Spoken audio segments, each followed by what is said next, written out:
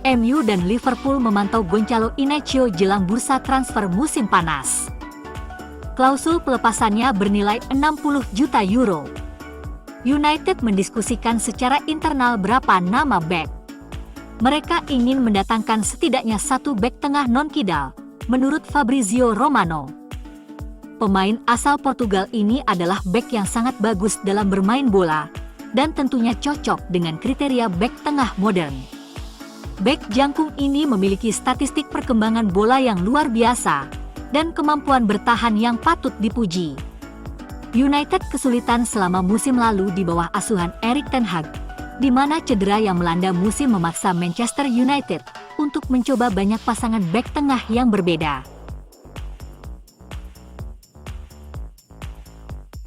Omari Forsan akan meninggalkan MU pada bulan Juni dengan status bebas transfer setelah pembicaraan perpanjangan kontrak menemui jalan buntu. Ada beberapa klub yang tertarik untuk merekrutnya, klaim Fabrizio Romano.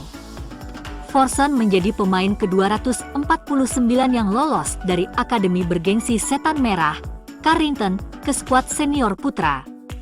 Sebelumnya, pemain berusia 19 tahun itu ambil bagian dalam pramusim United dan ambil bagian dalam pertandingan melawan tim Prancis RC Lens di Old Trafford.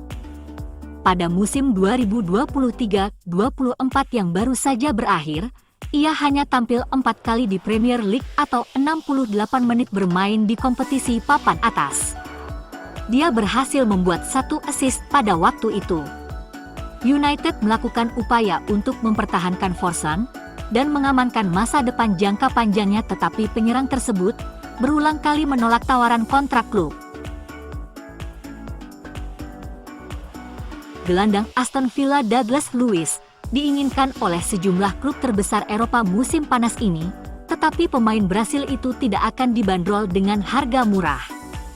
Arsenal, Manchester United, Liverpool dan Juventus semuanya dianggap berminat pada pemain berusia 26 tahun yang menjalani musim luar biasa lainnya bersama Villains.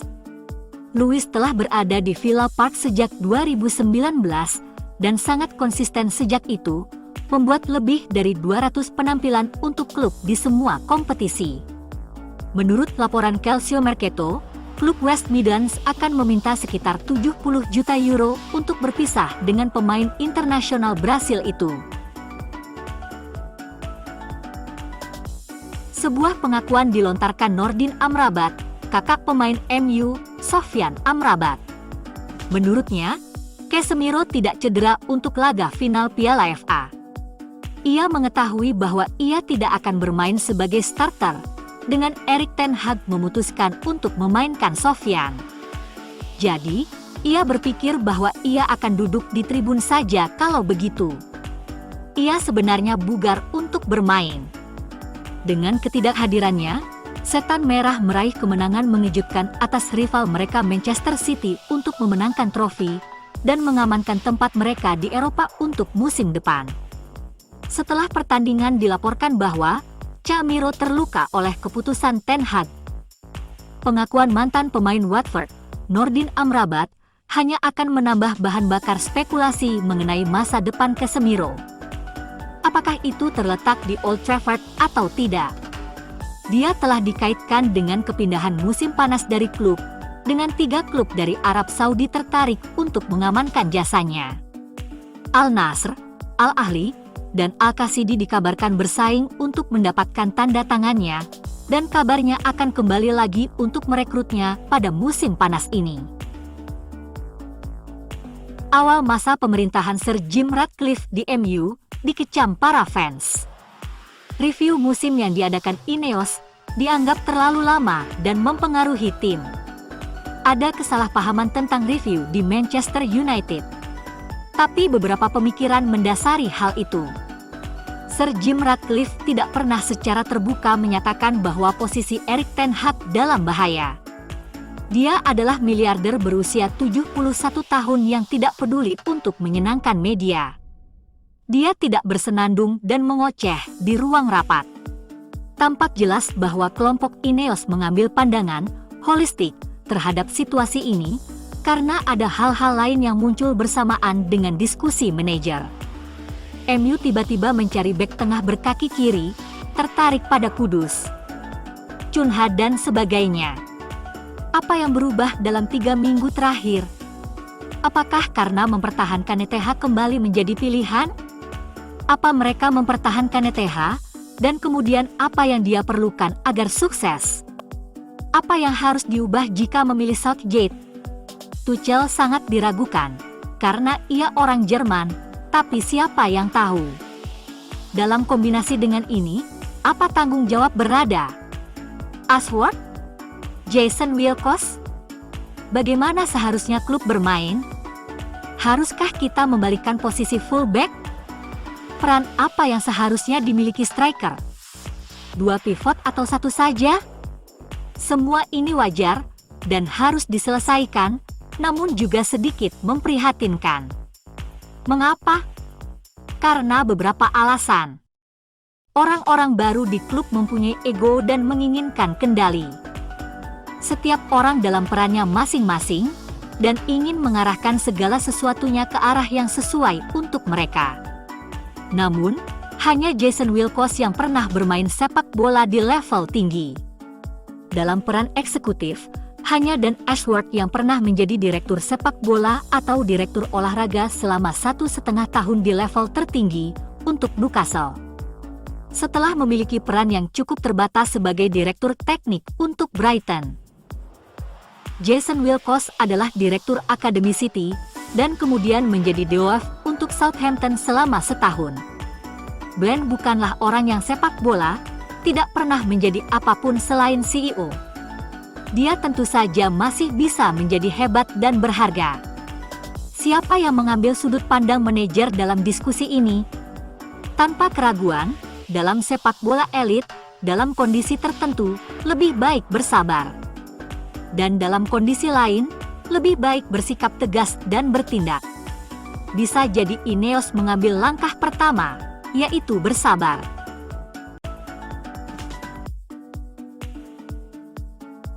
Satu-satunya cara untuk menilai Ineos di 6 bulan pertama di MU, dengan perlu mulai mengajukan beberapa pertanyaan.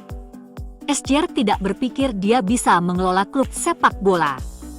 Idenya adalah merekrut yang terbaik di kelasnya untuk melakukan hal tersebut. Hal ini mengakibatkan dia mempekerjakan orang-orang berikut untuk melakukan pekerjaan itu. Dave Brailsford sebagai penasihat senior, Jean-Claude Blanc bertindak CEO sementara, Omar berada sebagai CEO terpilih, dan Ashworth sebagai direktur olahraga, serta Jason Wilcox selaku direktur teknis. Omar berada jelas memenuhi syarat sebagai CEO move terbaik di kelasnya. Apakah yang lain juga? Karena CEO tidak terlibat dalam keputusan sepak bola, dia merekrut orang-orang yang terlibat. Baik Blanc maupun berada tidak pernah bermain atau mengelola sepak bola, tidak pernah memantau pemain, tidak merekrut manajer, dan sebagainya. Mereka adalah para pebisnis yang ahli di sisi bisnis sepak bola. Ini bagus untuk MU. Ashworth dan Wilcox punya 3 tugas utama berikut ini: memutuskan gaya permainan MU secara keseluruhan, memilih manajer yang dapat membawa MU ke puncak, dan merekrut pemain yang bisa menjadi bagian dari dinasti yang akan datang.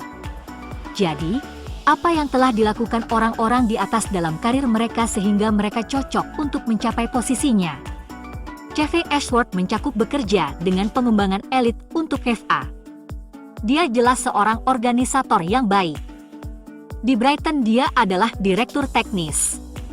Dalam wawancara, dia menjelaskan bagaimana hal itu berarti bahwa dia adalah perantara semua sektor klub, misalnya rekrutmen, pelatih tim utama, akademi, medis, dan sebagainya. Dia dengan jelas menjelaskan tentang Tony Bloom, si pemilik, yang memutuskan gaya permainan, memilih Graham Potter sebagai manajer, dan juga bagaimana dia tidak pernah terlibat dalam pemilihan target transfer karena belum memiliki perusahaan statistik analitik sepak bola. Dia mengaku bukan orang yang memutuskan gaya permainan, memilih target transfer atau merekrut manajer, tetapi bagaimana dialah yang memungkinkan pengambilan keputusan dilakukan. Tapi dia 100% bergantung pada orang-orang di sekitarnya untuk melakukan tugasnya, dan terutama seseorang yang kuat di bawahnya. Ini menyisakan Jason Wilcox, dipilih sendiri oleh Berrada, mantan pemain sayap PL yang solid untuk Blackburn. Apakah Wilcox terbaik di kelasnya? Dia bisa menjadi sangat baik dalam apa yang dia lakukan, tapi dia sama sekali tidak memiliki rekam jejak apapun. Bagaimana SJR bisa mengizinkan seseorang yang tidak memiliki rekam jejak sebagai seorang direktur teknis? Ineos jelas belum berhasil menyusun operasi sepak bola terbaik di kelasnya. Untuk mengelola sisi olahraga MU, Anda harus mengetahui sepak bola. Mereka harus melibatkan seorang manajer dalam pekerjaan mereka. Satu-satunya kesimpulan adalah Ratcliffe telah gagal dalam apa yang dia coba lakukan dalam waktu terbatas yang telah berlalu sejak Februari. Mereka mengambil risiko melakukan lebih banyak kerusakan secara membabi buta setelah Wilcox dan niat memecat TH hari ini. Memecat satu-satunya orang yang berpengalaman daripada menunggu musim berikutnya, bahkan setengah musim, untuk melakukan perubahan drastis ini.